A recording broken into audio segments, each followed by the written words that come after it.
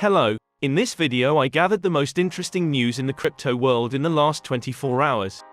DAO equated to sued unincorporated associations in US. A California court has enshrined decentralized autonomous organizations as an unincorporated association, making it easier for financial regulators to conduct claims work. As understood by the US Securities and Exchange Commission, CFTC, DAO is a term used to describe a virtual organization embodied in computer code that performs its functions in a distributed ledger or blockchain. According to the regulator, the in-depth definition of DAO does not carry a specific legal connotation, which significantly complicates control procedures. Especially when intentional violations of the Commodity Exchange Act, CEA, are committed, when DAO participants are allowed to conduct retail commodity transactions without complying with CEA requirements. In addition, the CFTC routinely encounters allegations when conducting claims work that the regulator is not in a position to send any claims to cryptocurrency companies because it cannot service DAOs, and if it can, it is unable to do so properly. However, California Judge William H. Orrick disagreed with the CFTC's opinion, believing that the regulator is sufficiently empowered not only to monitor DAO activities, but also to make legal claims. Orrick justified his decision by the fact that, under California law, DAO is an unincorporated association. In turn, the California Corporation Code defines an unincorporated association as an unincorporated group of two or more persons united by mutual consent to accomplish a common lawful purpose, whether or not organized for profit. The judge explained that for purposes of the DAO statute, the members were united by mutual consent, and voting or non-voting constituted a legitimate purpose of the unincorporated association. Earlier, the Marshall Islands government passed the Decentralized Autonomous Organizations Act, which gives DAOs the right to register as legal entities. BMW creates blockchain-based loyalty program. German car maker BMW intends to incorporate blockchain into its daily operations, in particular by launching a loyalty program for its customers in Thailand. The car maker has hired blockchain infrastructure developer Coinweb as its decentralized architecture provider, and BMW will use the BNB network to settle transactions. The company will integrate blockchain in two phases. First, it will be used to automate complex manual processes and optimize the company's car financing services. In the second phase, former top manager of NBK, digital yuan is not in great demand among citizens. A former top official of the People's Bank of China, PBOC, lamented the low demand for the digital yuan among Chinese citizens and called for more use of this state-owned stablecoin. Xi Ping, former head of research at the NBK, announced at a recent academic conference that the total turnover of state digital coins in 2 years of testing was only 100 billion yuan, about $14 billion. According to Ping, this figure indicates a very low use of CBDC. Despite the fact that the NBK digital currency has been repeatedly tested in different Chinese provinces, Ping believes that the results of the pilot project leave much to be desired. This is because people are quite satisfied with cash, bank cards and third-party payment systems. They meet the needs and have firmly shaped the structure of China's payment market, according to Ping. The former top manager of the NBK is sure that people are too accustomed to the existing instruments and it is difficult for them to get used to innovations. To change the situation, the digital yuan should be considered not only an alternative to ordinary money and be used not only for purchases. A former top manager of the NBK said that ordinary banks have no commercial benefit from digital yuan transactions. Whereas third-party payment services offer customers a wider range of products, such as investments, insurance and consumer credit. Therefore, Ping suggested expanding the use of digital yuan as well, namely that individuals could use it to buy financial products. In this case, a large number of payment platforms will be involved, which will increase the options for using CBDC as a result, Ping said. Recall that at the end of November, Shanghai authorities held a free distribution of state-owned stablecoin among 7 million citizens, each of whom received 108 digital yuan worth about $15. NBER, most transactions on unregulated crypto exchanges are bogus. Analysts at the U.S. National Bureau of Economic Research studied the statistical and behavioral patterns of users of 29 unregulated exchanges to determine which transactions were real and which were not. The Bureau, NBER, published a report that concluded that more than 70% of transactions on unregulated crypto exchanges are fictitious, wash trading. According to analysts, on 12 second-tier exchanges, fictitious transactions accounted for almost 80% of total trading volume. According to experts, in the first quarter of the year the volume of wash trading reached more than $4.5 trillion on spot markets and $1.5 trillion on derivatives markets.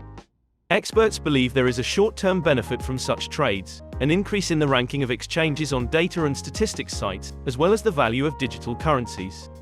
The study was published against the backdrop of the ongoing FTX crypto exchange scandal.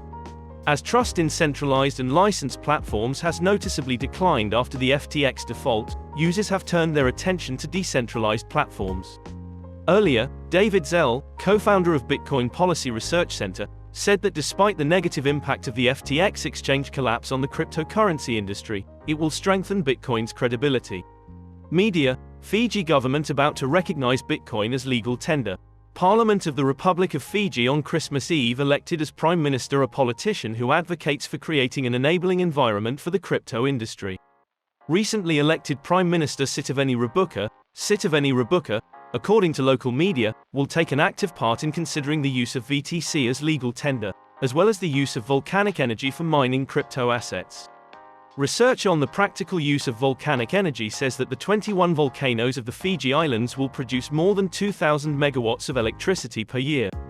Meanwhile, the national electric grid consumes just over 40 megawatts a year, which means there is a potential 1,960 megawatts that could be reallocated to other uses, including mining. The government-approved 20-year development plan for Fiji specifies that by 2030 all electricity on the islands will come from renewable sources. Bills on mining and Bitcoin as a means of payment must be submitted to Fiji's parliament within 2023. Earlier this year, former British real estate investor Anthony Welch and his partners announced plans to attract cryptocurrency investors to create a cryptocurrency capital of the world on the Vanuatu archipelago. Changpeng Zhao warned of leaked 3Commerce platform API keys. The CEO of the largest cryptocurrency exchange Binance reported a possible large-scale leak of API keys of the 3Commerce platform. The leak was later confirmed by representatives of the platform. Changpeng Zhao said he was very confident of a large-scale hack.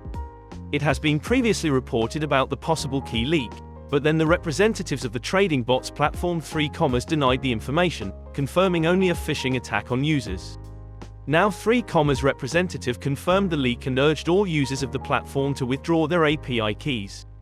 In October, the 3Commerce management said the investigation did not find any access to the keys and suggested that a third-party service was responsible for the leak. Now, too, it says there is no evidence of any insider at work. Celsius Network seeks extended deadline for customer complaints. The cryptocurrency lender intends to file a motion in bankruptcy court that would give users another month to file claims. During Celsius Network's bankruptcy proceedings, creditors who believe they are eligible for refunds have the right to file claims through the court. As of December 29, creditors had filed about 17,200 claims. Although not all Celsius users have met the earlier deadline for filing claims, ongoing administrative costs have already exceeded the amount of money set aside for refunds to customers. According to a Financial Times publication, fees charged by bankers, attorneys and other bankruptcy consultants have already exceeded $53 million. In comparison, Celsius has allocated only $44 million for customer refunds. This amount is a small fraction of the $4.72 billion in customer deposits held by Celsius and its users. The cryptocurrency community has reacted extremely negatively to the fact that Celsius legal fees continue to rise and deny most of the company's creditors a chance at a refund. The Celsius team on December 29 promised to move the filing deadline from early January to early February. Earlier, the Celsius lending platform told potential buyers that the deadline for bids for the auction had. U.S. Department of Justice investigates November FTX hack. The U.S. Justice Department is set to test a theory by blockchain experts that claims the hacker who hacked the FTX exchange immediately after filing for bankruptcy was an insider at the company. The agency is investigating unauthorized cryptocurrency transactions worth hundreds of millions of dollars at the bankrupt FTX cryptocurrency exchange. On November 11, the site came under some sort of attack, shortly after it filed for bankruptcy. Funds were withdrawn to other exchanges and converted into different digital currencies. Recently, U.S. federal prosecutors were able to trace some of the assets and freeze them. However, the amount of frozen funds is very small. Analysts report that about $650 million was stolen, making the hack one of the largest cyber attacks of 2022. However, the Justice Department is looking for about $372 million. The hack is being investigated separately from the fraud case against former FTX CEO Sam Bankman-Fried. Blockchain experts had previously floated the theory that the hacker was a crypto exchange insider. Investigators are currently media, Sam Bankman-Fried ready to plead guilty in FTX fraud case. Reuters reports that Sam Bankman-Fried will formally plead guilty next week to criminal charges of defrauding investors and stealing client funds. The arraignment of former FTX CEO Sam Bankman-Fried before U.S. District Judge Lewis Kaplan will take place in federal court in Manhattan on the afternoon of January 3.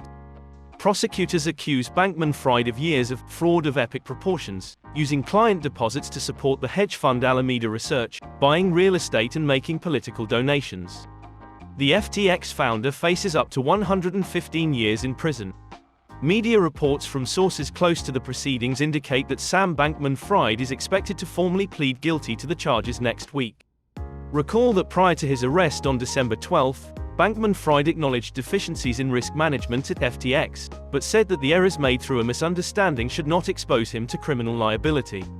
Earlier, former Alameda CEO Caroline Ellison and former FTX CTO Gary Wang pleaded guilty to involvement in the FTX collapse and agreed to cooperate with prosecutors. Sam Bankman-Fried was released on $250 million bail on December 22. If you like this video, like and subscribe to the channel. This will motivate me to make each video better and better. Thanks for watching and see you tomorrow.